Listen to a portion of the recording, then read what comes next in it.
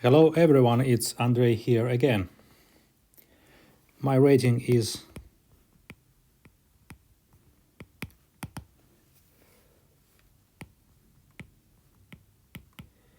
1353 and I'm going to play a game in which there are a few thematic things. So one thematic thing is King's Indian defense. The second thematic thing is a move Queen a5, and I will show you how I use it, and I don't claim that it's the best move. And also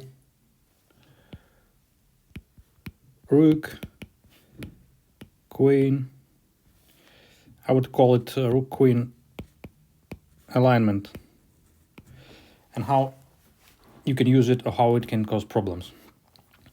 So with that, let's start. Before we jump into the game, I will briefly explain you these core three ideas. So, so this is the King's Indian setup. King's Indian. It's called King Indian defense.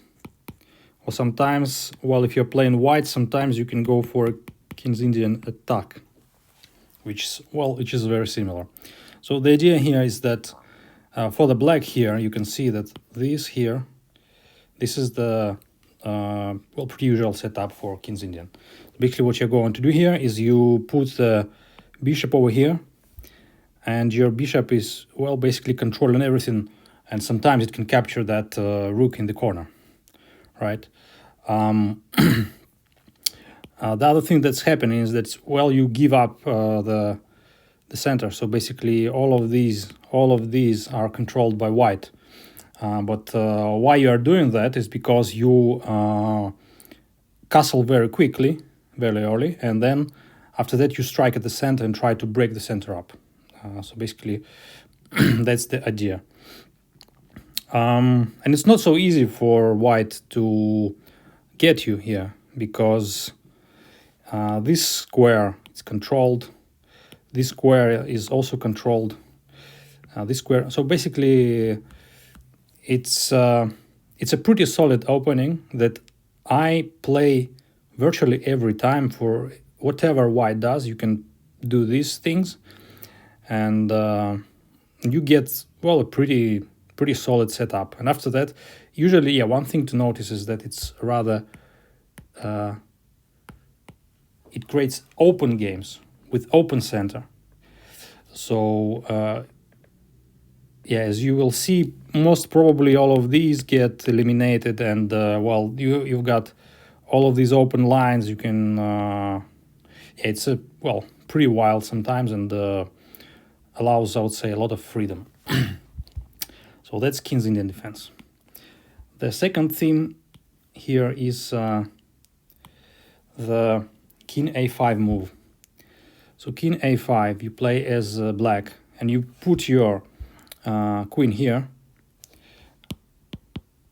Queen a5. Well, the engine doesn't like this move, and probably there are refutations to this move.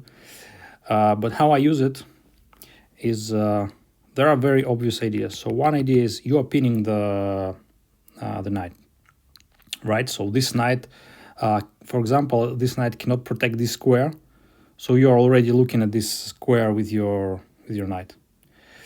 One other idea with this King a5 is that you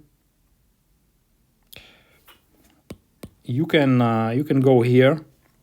From here, you're also looking at this pawn at the center. Because you have the King's Indian's bishop, then you are basically you have a pressure in the center of this pawn on d4. One other pawn that may be a target is the b2, but you have to be careful not to have your king trapped there in the corner.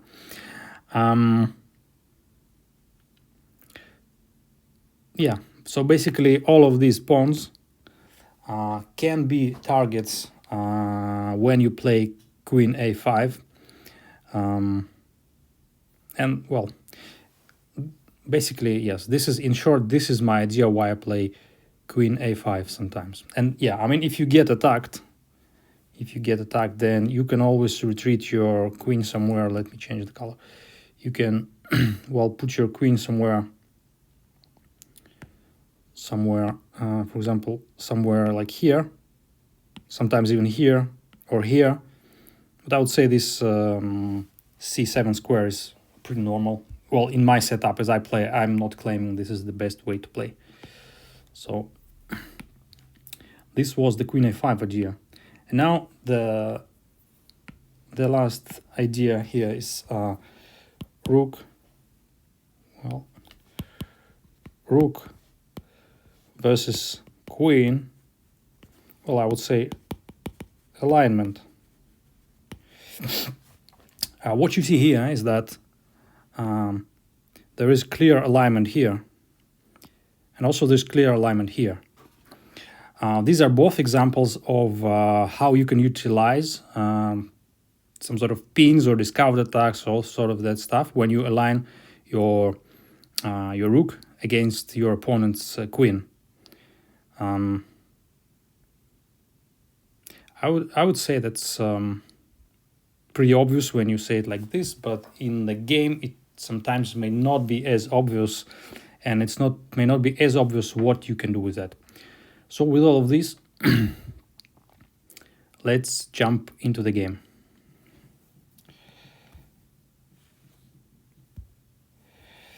So yeah,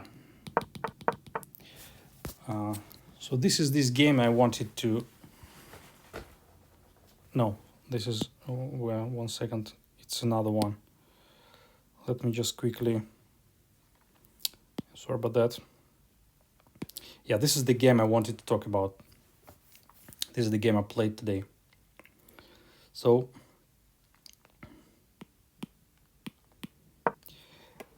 this is how it went. As you can see, I'm building the King's Indian setup.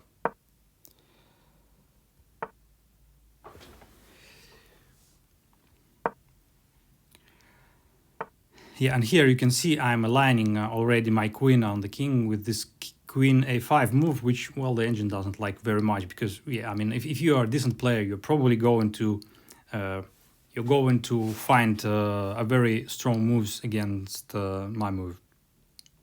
But for players of this level, of my level or below, 1300, something like that, I think you can get some nice play.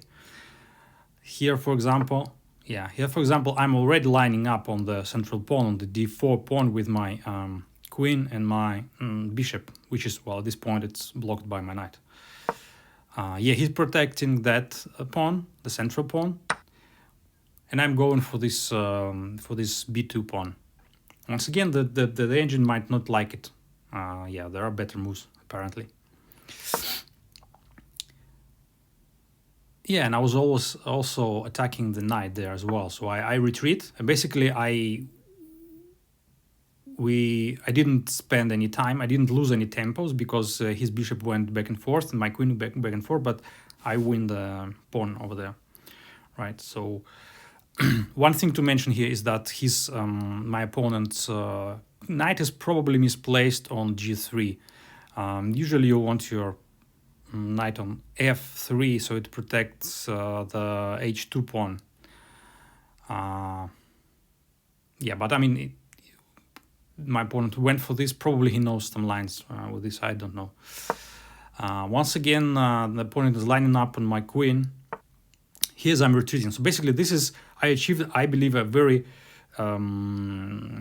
safe position. My queen is not subject to any discovered attacks, and I won one pawn from the white. So, well, probably I'm in a pretty good shape here.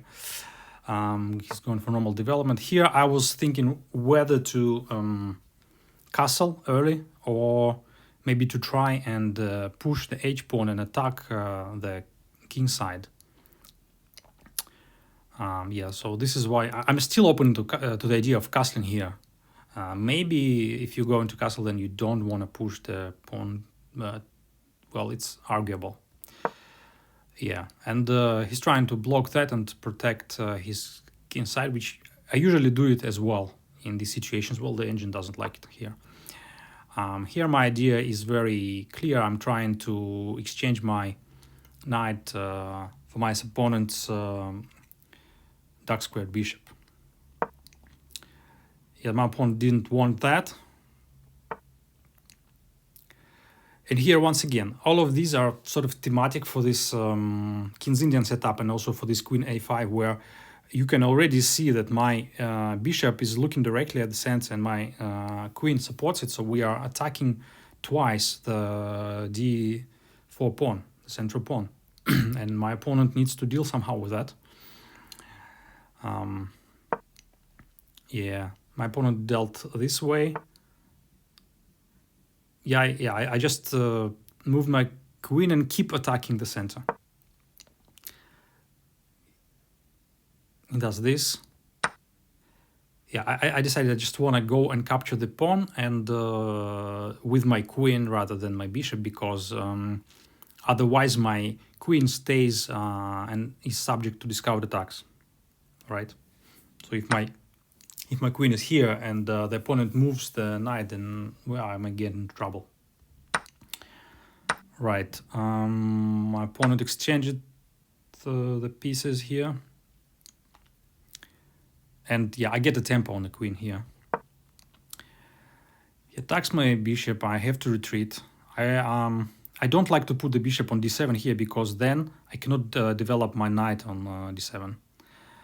That's why I put it here on the e6. My opponent went for this. I'm still, you see, I'm still keeping the tension over that knight on c3, because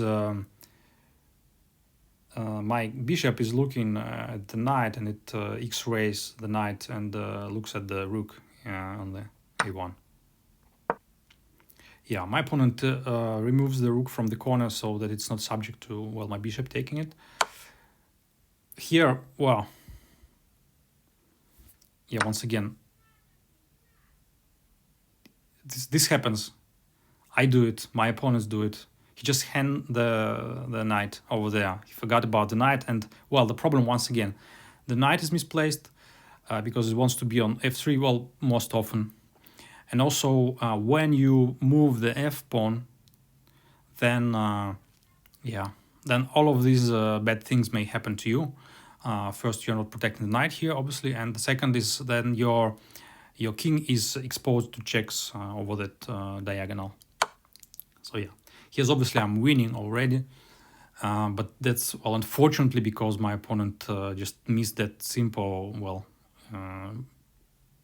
idea. He left his knight undefended. Here I just went for the attack. I didn't see an obvious sort of checkmate threat or something like that here. I thought that it's worth giving one other check. Blocks with the knight. Now, yeah, kind of attacks my queen, but since the knight is pinned for the moment, then I went for this thing. And what I like to do is that my bishop on c4 is now supported by the pawn, and he doesn't have a light square bishop, so my bishop is uncontested, you may say. Well, yeah, knight can contest it, but overall it's a nice setup. Unpins the knight. I have to retreat with my queen. I retreat here. Well, sometimes I just retreat as far as possible so that the knight cannot jump and cannot attack again. Attacks again. Move here with check. Retreats, probably that's, I mean, my opponent's king is relatively safe now. I have an extra piece, but overall it's not over yet, of course.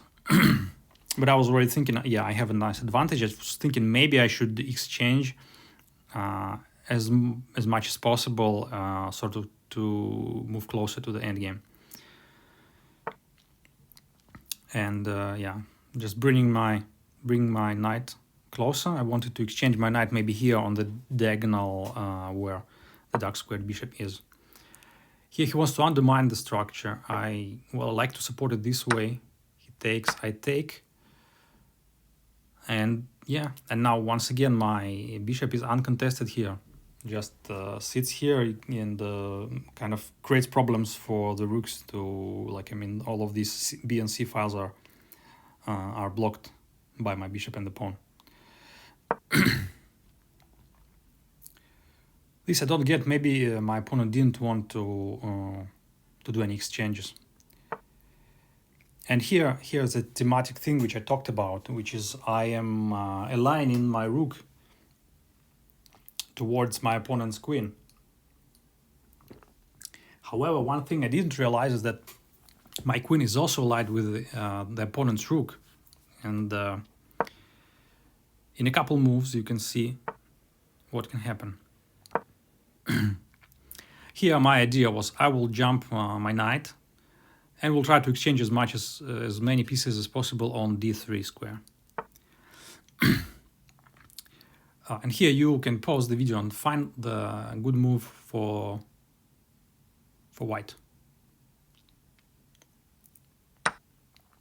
And the good move for white is just capturing the bishop and letting me take his queen because because my queen is pinned. I went for this and he recaptured, and basically I no longer have an extra piece. That was unfortunate. I was thinking, well, it's kind of too bad that we are equal again now after all of that advantage that I had. So the game went on. At this time my opponent had considerably less time than I did.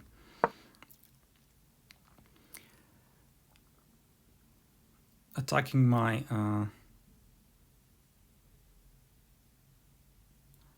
knight.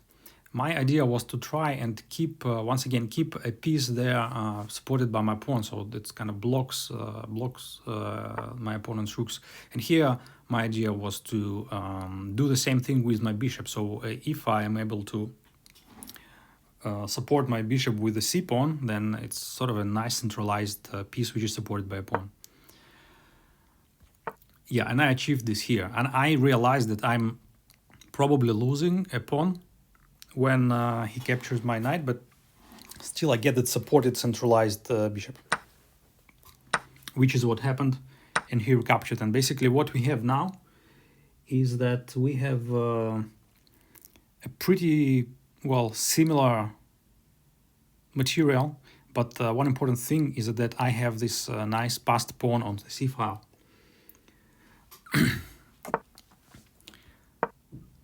Attacks my pawn, protect the pawn. Here I thought maybe it's a good idea to block the pawn so his bishop just stares at his own pawn. It's probably, maybe not a bad idea. And yeah, here, a normal and standard idea for white here would be to try and bring both knights on the 7th rank, which is probably what he was going for. Pins the pawn. Obviously, what I want to do now is to promote my pawn. Here, protecting. We both had very little time here. It's already sort of chaotic a little bit, and the game is near. Went for this. I didn't have a lot of time to calculate. I thought that maybe pushing my pawn forward might be a good idea. The engine thinks it's like a very brilliant move. Don't know about that. Basically, I'm leaving my bishop open for capturing, but instead I have the pawn, which is, 2 squares away from being a queen. He's doing that. At this point, I was thinking, should I exchange the rooks or not? And, I think a lot of players, whenever they see things like this, they instinctively just do exchange. But here, why would I exchange? If he captures my rook, I recapture and I keep controlling my pawn. If he captures the pawn, obviously he loses the rook because I can recapture with my bishop. So I just went ahead, left my bishop hanging. Yeah, computer doesn't like that. And here he went for this. He tries to control the queen in square here. And I thought that I just need to distract the bishop from doing that. I needed to distract the bishop in some way so it doesn't control the c1 square anymore. So I did that. I kind of sacrificed my bishop, but if he captures, then I'm queening, and well, sort of he has to give up his rook to remove my queen. And this was the last move because my opponent timed out, and this is how I won this game. Hopefully that was interesting for you. Let me know what you think in the comments, if you have any questions, ideas, or whatever. Thanks for watching, and stay tuned for more chess. Bye bye.